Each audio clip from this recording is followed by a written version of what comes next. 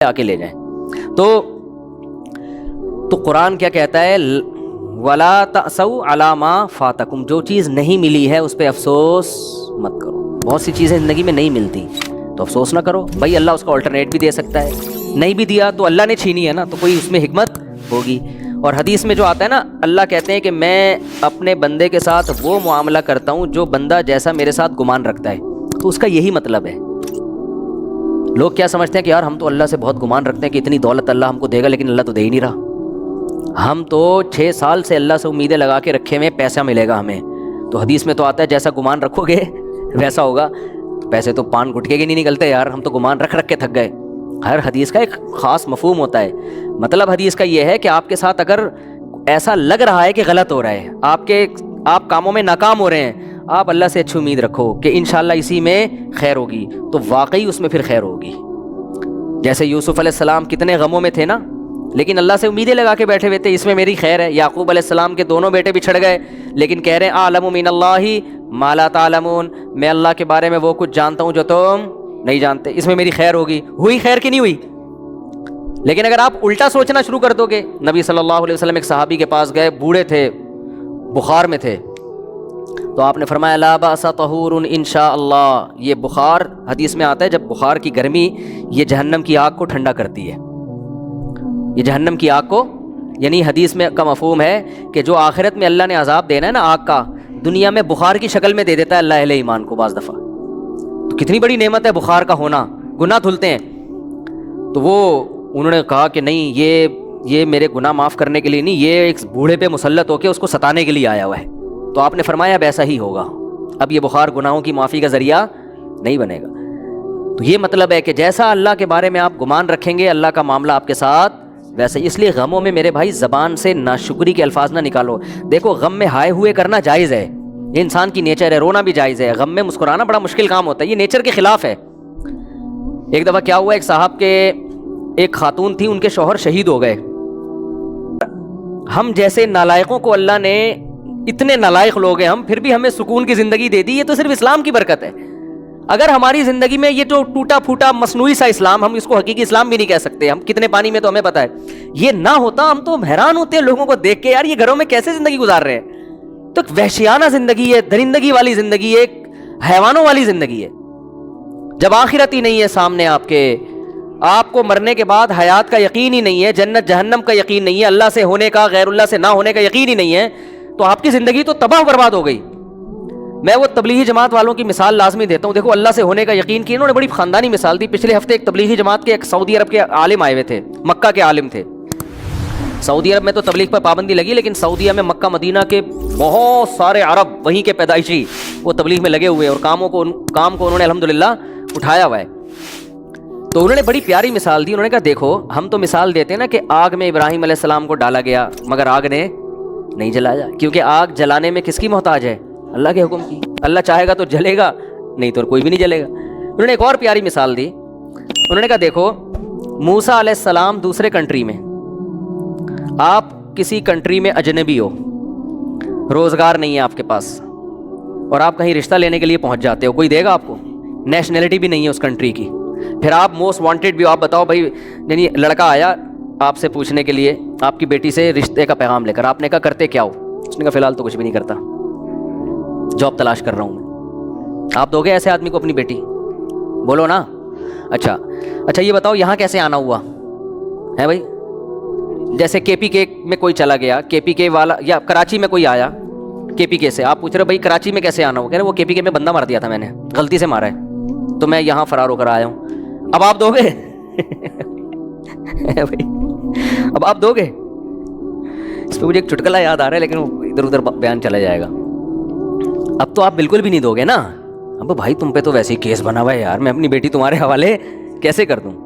نہ اس کنٹری کے ہو, چلو کراچی اور کے پی کے تو ایک ہی ملک ہے نا, دوسرے ملک سے آئے ہو تو اور عجیب ہو جائے گا. تو ایسے موقع پہ میرے بھائی شادی کے علاوہ دنیا کا ہر کام ہو سکتا ہے آپ کا. آپ جاب شاید کہیں مزدوری پہ آپ کو مل جائے, کچھ بھی ہو سکتا ہے, لیکن اس کنڈیشن میں گراؤنڈ ریئلٹی یہ کہتی ہے کہ آپ کی شادی نہیں ہو سکتی. لیکن موسیٰ علیہ السلام کی ٹھک سے شادی ہوئی ہے, ٹھیک ہے نا.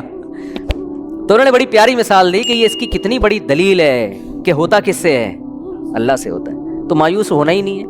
جس آدمی کے پاس مذہب نہیں ہے وہ جب دیکھتا ہے اسباب کامیابی کے نہیں ہیں تو مایوس ہونا شروع، کہتا اب تو مر گیا اب تو اور جو اللہ پر ایمان رکھتے ہیں، توکل ہے بھائی، اللہ کامیاب کرنے میں اسباب کا محتاج نہیں ہے۔ قرآن میں بار بار ایک مضمون بہت زیادہ بیان ہوا ہے، وہ یہ کہ لِكَيْ لَا تَأْسَوْا عَلَىٰ مَا فَاتَكُمْ وَلَا تَفْرَحُوا بِمَا آتَاكُمْ۔ کتنی بیلنس والی زندگی انسان کی گزرتی ہے۔ اللہ فرماتے ہیں کہ سب کچھ اللہ کے ہاتھ میں ہے، یہ اللہ تمہیں اس لیے بتا رہا ہے تاکہ کوئی چیز تمہیں نہ ملے تو اس پہ افسوس نہ کرو، اور مل جائے تو اترانے کی کوشش نہ کرو۔ ہو کیا رہا ہے دنیا میں دو ہی قسم کے لوگ آپ کو زیادہ تر ملیں گے۔ کچھ ایسے ہوں گے جو تکبر سے اکڑے ہوئے ہوں گے نا، یہ میری گاڑی ہے، یہ میرا پرسنالٹی ہے، یہ میرا صحت ہے، اور یہ میرا بزنس ہے، یہ میرا بنگلہ ہے، جو کامیاب سمجھے جاتے ہیں دنیا میں، وہ ہر وقت کس میں لگے رہیں گے؟ شو بازی میں۔ وہ پیسہ بھی ہے ان کے پاس، عزت بھی ہے، شہرت بھی ہے، اور ڈینگے مارتے رہیں گے سارا دن بیٹھ کے۔ دوسرے وہ لوگ ہیں جو ہر وقت ناشکری کی باتیں، پیسے ہی نہیں ہے۔ وہ واقعہ تھا نا، ہمارے حضرت نے کسی مولوی صاحب سے پوچھا کہ اتنا عرصہ ہو گیا شادی کیوں نہیں کی، کہ پیسے ہی نہیں ہے۔ حضرت ان کی نقل اتار کے بتائی، ایسے غمزدہ ہو کے انہوں نے کہا نا پیسے ہی نہیں ہے۔ تو وہ ہر بات پہ کیا کہے گا؟ پیسے ہی نہیں ہے، مہنگائی بڑھ رہی ہے، کیا کریں یار۔ تو وہ روتا۔ دو ہی طرح کے لوگ ملیں گے، اعتدال والے آپ کو مارکیٹ میں کم ملیں گے، یا تو خوشی میں اترا رہا ہوگا، دوسروں کو نیچا سمجھ رہا ہوگا، یا غم میں ڈپریشن میں جا رہا ہوگا۔ تو قرآن کیا کہتا ہے کہ سب کچھ کس کے ہاتھ میں ہے؟ اللہ کے ہاتھ۔ اور اللہ یہ تمہیں اس لیے بتا رہا ہے تاکہ جب خوشی ملے تو اتراؤ نہیں۔ اللہ 2 منٹ لگائے گا چھیننے میں اگر اللہ چاہے گا، سمجھتے ہیں نا؟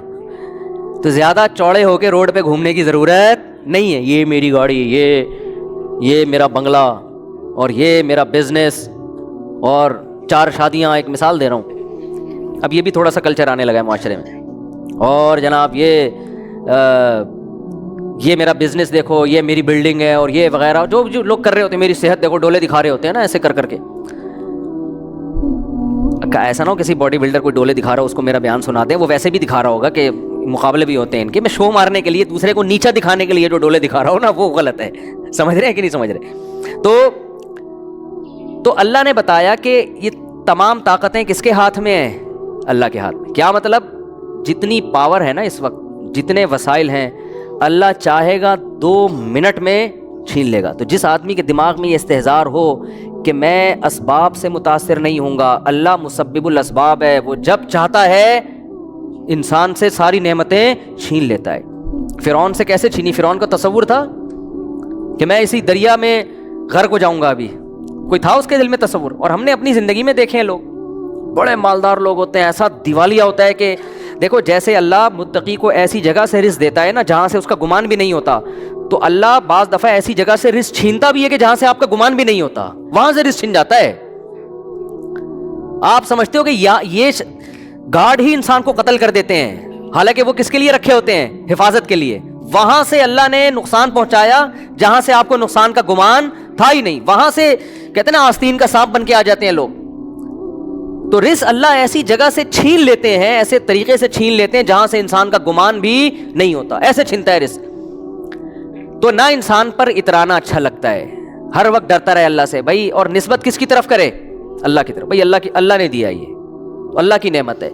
یہ زبان سے الفاظ کہنے چاہیے، شریعت میں زبان کی بہت ویلیو ہے، بڑے الفاظ اللہ کو پسند نہیں ہے۔ حضرت موسیٰ سے ایک خطا ہوئی تھی، لوگوں نے پوچھا کہ اس وقت زمین میں سب سے بڑا عالم کون ہے، اور فرمایا میں ہوں۔ بات بالکل درست تھی، مگر اللہ کو یہ انداز پسند نہیں آیا کہ آپ بولتے سب سے بڑا تو اللہ ہے، حالانکہ موسیٰ علیہ السلام تو سب سے بڑے عالم تھے، اور جو جتنا بڑا ہوتا ہے اس کی چھوٹی غلطی کو بھی اللہ بہت سخت تنبیہ کرتے ہیں اس پہ۔ تو موسیٰ علیہ السلام کو ایسی تنبیہ ہوئی کہ خضر علیہ السلام کے پاس بھیج دیا کہ ان کو کچھ علم ہم نے ایسا دیا جو آپ کے پاس نہیں ہے۔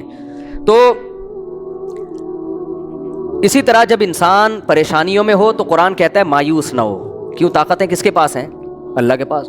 آپ کیوں مایوس ہوتے ہیں؟ آپ کہتے ہو یار یہاں بھی جاب نہیں مل رہی، یہ بھی مسئلہ نہیں ہے، نہ شادی ہو رہی ہے میری، نہ جو ہے یہ بچہ انسان کا بچہ بننے کی کوشش کر جو میری اولاد ہو گئی ہے، پیدا تو انسان کا بچہ ہی ہوا تھا، سب مبارکباد دے رہے تھے، لیکن یہ مجھے انسان کا بچہ لگتا نہیں، یہ جن کا بچہ ہے، آ کے لے جائیں۔ مسجد سے اعلان ہوتا ہے نا جن کا بچہ ہے آ کے لے جائیں، تو لوگ ایک صاحب پہنچے جن کا بچہ مسجد میں کیا کر رہے ہیں۔ گاؤں دیہاتوں میں نا مسجد میں بہت اعلان ہوتے ہیں، حضرات چٹی نیلے رنگ کی نہ جن کا بچہ ہے آ کے لے جائیں۔ تو قرآن کیا کہتا ہے؟ ولا تأسوا علی ما فاتکم، جو چیز نہیں ملی ہے اس پہ افسوس مت کرو۔ بہت سی چیزیں زندگی میں نہیں ملتی تو افسوس نہ کرو، بھائی اللہ اس کا آلٹرنیٹ بھی دے سکتا ہے، نہیں بھی دیا تو اللہ نے چھینی ہے نا، تو کوئی اس میں حکمت ہوگی۔ اور حدیث میں جو آتا ہے نا، اللہ کہتے ہیں کہ میں اپنے بندے کے ساتھ وہ معاملہ کرتا ہوں جو بندہ جیسا میرے ساتھ گمان رکھتا ہے، تو اس کا یہی مطلب ہے۔ لوگ کیا سمجھتے ہیں کہ یار ہم تو اللہ سے بہت گمان رکھتے ہیں کہ اتنی دولت اللہ ہم کو دے گا، لیکن اللہ تو دے ہی نہیں رہا۔ ہم تو 6 سال سے اللہ سے امیدیں لگا کے رکھے ہوئے پیسہ ملے گا ہمیں، تو حدیث میں تو آتا ہے جیسا گمان رکھو گے ویسا ہوگا۔ پیسے تو پان گٹکے کے نہیں نکلتے یار، ہم تو گمان رکھ کے تھک گئے۔ ہر حدیث کا ایک خاص مفہوم ہوتا ہے۔ مطلب حدیث کا یہ ہے کہ آپ کے ساتھ اگر ایسا لگ رہا ہے کہ غلط ہو رہا ہے، آپ کاموں میں ناکام ہو رہے ہیں، آپ اللہ سے اچھی امید رکھو کہ انشاءاللہ اسی میں خیر ہوگی، تو واقعی اس میں پھر خیر ہوگی۔ جیسے یوسف علیہ السلام کتنے غموں میں تھے نا، لیکن اللہ سے امیدیں لگا کے بیٹھے ہوئے تھے، اس میں میری خیر ہے۔ یعقوب علیہ السلام کے دونوں بیٹے بچھڑ گئے، لیکن کہہ رہے ہیں اعلم من اللہ ما لا تعلمون، میں اللہ کے بارے میں وہ کچھ جانتا ہوں جو تم نہیں جانتے، اس میں میری خیر ہوگی۔ ہوئی خیر کی نہیں ہوئی؟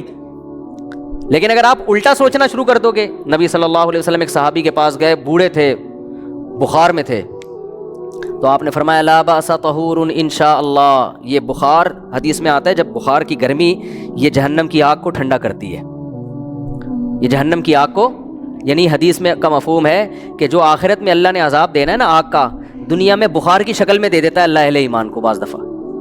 تو کتنی بڑی نعمت ہے بخار کا ہونا، گناہ دھلتے ہیں۔ تو وہ انہوں نے کہا کہ نہیں، یہ میرے گناہ معاف کرنے کے لیے نہیں، یہ ایک بوڑھے پہ مسلط ہو کے اس کو ستانے کے لیے آیا ہوا ہے۔ تو آپ نے فرمایا اب ایسا ہی ہوگا، اب یہ بخار گناہوں کی معافی کا ذریعہ نہیں بنے گا۔ تو یہ مطلب ہے کہ جیسا اللہ کے بارے میں آپ گمان رکھیں گے، اللہ کا معاملہ آپ کے ساتھ ویسے۔ اس لیے غموں میں میرے بھائی زبان سے ناشکری کے الفاظ نہ نکالو۔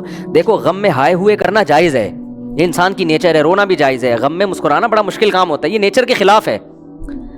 ایک دفعہ کیا ہوا، ایک صاحب کے ایک خاتون تھی، ان کے شوہر شہید ہو گئے کہیں ٹارگٹ کلنگ میں یا کسی بھی حادثے میں، ابھی مجھے پورا واقعہ یاد نہیں ہے، یا کوئی آرمی میں تھے، بارڈر پہ شہید ہو گئے، واللہ عالم، بہت پرانا واقعہ ہے، مجھے واقعے کی روح یاد رہ جاتی ہے نا، پورا وہ ایک ایک چیز تفصیل سے یاد نہیں ہوتی۔ اب کیا ہے کہ ان کے گھر میں جب خبر لے کر آئے ہیں کہ تمہارے شوہر شہید ہو گئے ہیں، تو خبر لانے والا اتنا بیوقوف آدمی، اس نے کہا آپ کے لیے خوشخبری ہے کہ آپ شہید کی بیوہ بن گئی ہیں۔ اب اس بیچاری کو مجبور کیا مٹھائی کھاؤ اور مٹھائی کھلاؤ، محلے میں مٹھائیاں بٹوائی جا رہی ہیں، لوگ بھی کہہ رہے ہیں یار ماشاءاللہ دیکھو کیسا حوصلہ ان لوگوں کا کہ شہید پہ خوشی منا رہے ہیں۔ بھائی ٹھیک ہے، اللہ نے بہت بڑا مقام دے دیا، لیکن چاہے شوہر جنت میں ہی گیا ہو، عورت سے شوہر جدا تو ہو گیا نا۔ اب وہ بیچاری جو اس کے ریلیٹیو ہے نا، انہوں نے مجھے بتایا کہ وہ رو بھی رہی ہے اور اس کو کہہ رہے ہیں رونا نہیں ہے، رونا نہیں ہے، گناہ ملے گا، گناہ ملے گا۔ تو یہ کیا ہے؟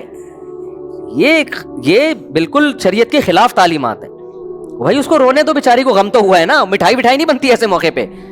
شہادت بہت بڑا رتبہ ہے، شہید کے لیے ہے نا، وہ مٹھائی کھلائے، ٹھیک ہے نا، تو اس کو تو کھلا نہیں سکتے، قبر میں جا کے لڈو کھلائیں اس کو، اس کے لیے تو ہے۔ پیچھے رہ جانے والوں کے لیے تو غم ہے نا کہ آپ کا محبوب آپ سے بچھڑ گیا، بھلے جنت میں ہی گیا ہو، آپ سے تو بچھڑ گیا نا۔ ارے آپ کا جگری دوست امریکہ جا رہا ہو، خوش ہو، آپ پھر بھی رخصت کرتے ہوئے روتے ہو اس کو کہ بیٹا امریکہ جا رہا ہے۔ مایوں کی تمنا تھی میرا بچہ امریکہ میں جائے، کماؤ پوت بنے، پیسے کما کے بھیجے، لیکن جس دن جا رہا ہوتا ہے اس دن ماں خوش ہو رہی ہوتی ہے، رو رہی ہوتی ہے کہ بھائی مجھ سے تو بہرحال جدا ہو رہا ہے نا۔ باپ بھی پریشان ہوتا ہے، ماں بھی پریشان ہوتی ہے۔ تو یہ ایک بیٹیاں جب گھر سے رخصت ہوتی ہیں، اور آسان مثال، ماؤں نے خود شادی کرائی ہوتی ہے، ماؤں نے خود رشتہ طے کیا ہوتا ہے، وظیفے پڑے ہوتے ہیں، لیکن جس دن بچی رخصت ہوتی ہے، ماں رو رہی ہوتی ہے، ہنس رہی ہوتی ہے۔ بولو نا، اب کوئی اس پہ اعتراض کرے، لو اتنی مشکل سے رشتہ ملا، یہ تو رو رہی ہیں، واپس کرو اس رشتے کو بھائی، لے کر آوے، چل بھائی دفعہ یہاں سے۔ کیا خیال ہے؟ 50-50 یاد آتا ہے ایسے موقع پہ نا۔ کیمرہ لگا ہوا تھا، روتے ہوئے رخصت کیا نا ماں نے بیٹی کو، ڈرامے بھی ہوتے ہیں نا، تو وہ کیمرہ مین نے بتایا کہ کیمرہ آن کرنا بھول گیا تھا۔ اس نے کہا کمبخت اتنی مشکل سے کیونکہ یادگار ہوتی ہے نا، ساری زندگی دیکھنا ہے، اگر وہ نہیں روئے گی تو جب شادی کی ویڈیو بعد میں جا کے دیکھیں گے بولیں گے یار کیسی ماں ہے، روئی نہیں رہی، بچی رخصت ہو رہی ہے گھر سے۔ تو وہ کیمرہ لگایا ہوا تھا 50-50 میں، روتے ہوئے رخصت کیا جا رہا ہے، تو جیسے ہی وہ اس نے بتایا وہ سوری آنٹی میں کیمرہ آن کرنا بھول گیا تھا، اس نے کمبخت اتنی مصیبت سے روئی تھی، دوبارہ پورا عمل ریورس ہوا ہے نا، واپس دلہن کو واپس لے کر آؤ، کیمرہ تسلی ہوگی آن ہے، اب رو کے رخصت۔ یہ بھی ہوتا ہے، میتوں میں رو رہے ہوتے ہیں لوگ تکلف میں، خیر، لیکن حقیقت میں بھی ماں باپ اس دن، باپ بھی اکثر روتے ہیں، ماں بھی رو رہی ہوتی ہے، بیٹی گھر سے رخصت ہو رہی ہے. حالانکہ باپ نے بڑی دعائیں مانگی ہوتی ہیں اچھا رشتہ مل جائے, ماں نے بڑی دعائیں مانگی ہوتی ہیں, تلاش کی ہوتے ہیں, لیکن پھر بھی رو رہے ہوتے ہیں. تو ان کے رونے کو دیکھ کے کوئی یہ نہیں کہتا چپ. تو یہ اچھا یاد رکھو, ایسے موقع پہ بارات کا کھانا ماں کے ذمے باپ کے ذمے ڈالنا یہ بھی نیچر کے خلاف ہے, خوب سمجھ لو. نہیں یہی بات سمجھ میں, یہ جو لڑکی والے کھانا کھلاتے ہیں نا یہ بھی اللاجیکل ہے. وہ قومیں جن پر انگریز نے حکومت نہیں کی ہے یا ہندوؤں کے ساتھ وہ قومیں نہیں رہی ہیں, ان میں آپ کو بارات کے کھانے کا تصور نہیں ملے گا. یہ بھی اللاجیکل ہے. وجہ اس کی ہے, میں تو ان چیزوں پہ شروع سے غور کرتا ہوں کہ مجھے شروع سے سمجھ میں ہی نہیں آیا بارات کا کھانا نا, کہ یار باپ کے گھر سے بیٹی رخصت ہو رہی ہے وہ کیوں کھلائے بھائی. آپ کہہ سکتے ہو خوشی ہو رہی ہے, ٹھیک ہے خوشی انتہا کے اعتبار سے اس کا فیوچر بن رہا ہے, لیکن وہ دن ماں باپ کے لیے خوشی کا دن نہیں ہوتا, وہ دن ماں باپ کے لیے غم کا دن ہوتا ہے. این اس دن پہ کھانا کھلانا اور کھانا کھلانے کو یعنی ان کو مکلف بنانا کہ اس دن کو سیلیبریٹ کریں, یہ نیچر کے خلاف ہے. میں نے تو یہ بات شروع سے کر رہا تھا. پھر یہ جو ہمارے وزیرستان کے پٹھان لوگ ہیں, مسعودی قوم اور دوسری قومیں, مسعود قوم ہے نا اور دوسری قومیں, میں نے ان میں جا کے ریسرچ کی. میرے شاگرد بھی ہیں بہت سے وزیرستان کے. میں نے کہا یار تمہارے یہاں بارات کا کھانا, میں نے ان کو اپنا فلسفہ نہیں بتایا کہ میری رائے یہ کہ یار یہ نیچر کے خلاف لگتا ہے مجھے یہ کام, میں نے اپنا نہیں بتایا تاکہ ایسا نہ ہو کہ وہ جو آگے بیان دیں اس میں مجھے خوش کرنے کے لیے کوئی غلط بیانی سے کام لیں. تو میرے شاگرد ہیں وزیرستان کے, انہوں نے بتایا کہ مجھے کہا کہ ہمارے ہاں جب بہن بیٹی رخصت ہوتی ہے تو وہ غم کا دن ہوتا ہے, وہ خوشی کا دن. لڑکا تو کھلاتا ہے کٹے ذبح کر کے, ٹھیک ہے نا, بے شک وہ شادی والے دن ہی کھلائے, تو یہ لڑکا دعوتیں کر رہا ہوتا ہے, لڑکی کا باپ دعوت نہیں کرتا. میں نے کہا دیکھو کیونکہ انگریزوں نے حکومت نہیں کی نا وزیرستان میں, انگریز آیا تھا طبیعت سے پٹ کے گیا تھا. پتہ ہے آپ کو یہ بات؟ آپ کو پتہ ہی کچھ نہیں یار دنیا میں ہو کیا رہا ہے. گورے نے جب 100 سال ہندوستان پہ حکومت کی ہے تو یہ وزیرستان کے علاقوں میں وہ حکومت نہیں. میں نے کتاب پڑھی ایک, اس زمانے میں گورے کی آرمی میں ایک لیفٹیننٹ تھا, اس نے اپنی کارگزاری بیان کی ہے کہ بہت پرانی, وہ تو بیچارہ دنیا سے چلا گیا ہوگا, تو اس نے کارگزاری بیان کی کہ ہندوستان سے جب ہم آتے تھے نا ادھر کے پی کے سے ہوتے ہوئے ادھر وزیرستان کی طرف آتے تھے تو کتنے پاپڑ یعنی ہمیں بیلنے پڑتے تھے. اس نے بتایا کہ ایسی قوم تھی کہ انگریز جہازوں کی بمباری کر کے ان کے گھر گرا رہے ہوتے تھے, پھر بھی تسلیم نہیں ہوتی تھی. یہ پہاڑوں پہ عورتیں بچے اپنے گھروں کو تباہ ہوتے ہوئے دیکھتے تھے مگر ہتھیار نہیں ڈالتے تھے. یہ اس کے الفاظ ہیں لیفٹیننٹ کے, جو میں نے خود پڑھے ہیں, کہ اتنے بہادر لوگ تھے کہ جہازوں کی بمباری ہو رہی ہے, برٹش طیارے آ رہے ہیں, گھروں کو تباہ کر رہے, کہہ رہے ہیں اپنے گھر کے تباہ ہونے کا تماشا دیکھتے تھے, پہاڑوں پہ عورتیں اور بچوں کو لے جاتے تھے بمباری سے بچنے کے لیے, لیکن یہ ہتھیار ڈال کے تسلیم نہیں ہوتے تھے. تو کیا مسئلہ ہے کہ یہ قوم برٹش کے اور انگریزوں کے ماتحت نہیں رہی, لہذا ان میں ابھی بھی جو کلچر ہے نا وہ اسلام کے زیادہ قریب ہے. آپ کو یہ جہیز کی لعنتیں, بارات کے کھانے, یہ آپ کو ان لوگوں میں ملیں گے جو ہندوؤں کے ساتھ رہے یا گوروں نے حکومت کر کے کلچر ہی کی ایسی کی تیسی کر دی, ان کی نا کلچر کی واٹ لگا دی, تو آپ کو ان علاقوں میں ابھی بھی نہیں ملے گا. تو وہاں وہ نہیں, نہ جہیز ہے وہاں پہ اور نہ وہاں آپ کو یہ ملے گا کہ بارات کے کھانے ملیں گے. اگر شادی کے موقع پہ کھانا ہو بھی رہا ہوتا ہے تو وہ لڑکا کر رہا ہوتا ہے. ابھی بھی وہاں لڑکے کا خرچہ نکاح پہ زیادہ ہوتا ہے, لڑکی والوں کا نہیں ہوتا. اور ہمارے یہاں کیا ہوتا ہے, لڑکا صرف 25,000 ٹوٹل, بہت بڑا مہر آج کل جو مارکیٹ میں چل رہا ہے. وہ کیا چل رہا ہے, 25,000 مہر. میں تو نکاح پڑھاتا رہتا ہوں نا صبح شام. 25,000 مہر اس کے ہوگا جس کی 25 لاکھ تنخواہ ہوگی. سکہ رائج الوقت بھی لکھا ہوا ہوتا ہے آگے سے, کہیں ایسا نہ ہو روپے سے کوئی اور ملک کی کرنسی مراد لے جائے. سکہ وہ والے 25,000 جو مارکیٹ میں چل رہے ہیں جس سے 6 درجن انڈے آ سکتے ہیں یا تھوڑا زیادہ کر لیں آپ. اور لڑکی والوں کا بیڑا غرق ہو رہا ہے کہ نہیں, وہ شادی دفتر کی فیس بھی ان کی الگ اور پھر وہ جہیز بھی الگ, اور جو بھی اب تو لڑکیاں جاب کر کر کے بھی میاؤں کو کھلا رہی ہیں. تو خیر, تو یہ بھی جو بارات کا کھانا ہے نا اس کو بھی حوصلہ شکنی کریں, اس کی کوئی تک نہیں بنتا. باپ اس دن غمزدہ ہوتا ہے, بیٹی گھر سے رخصت ہو کے جا رہی ہوتی ہے. ہاں باپ خوش ہو رہا ہے کہ چلو جان چھوٹ رہی ہے, وہ ایک الگ بات ہے, لیکن وہ بچی کے مستقبل کے لیے رخصت تو کر رہا ہوتا ہے, لیکن ان کے گھر سے ایک ان کے جگر کا ٹکڑا رخصت ہو رہا, وہ خوش نہیں ہوتے اس دن.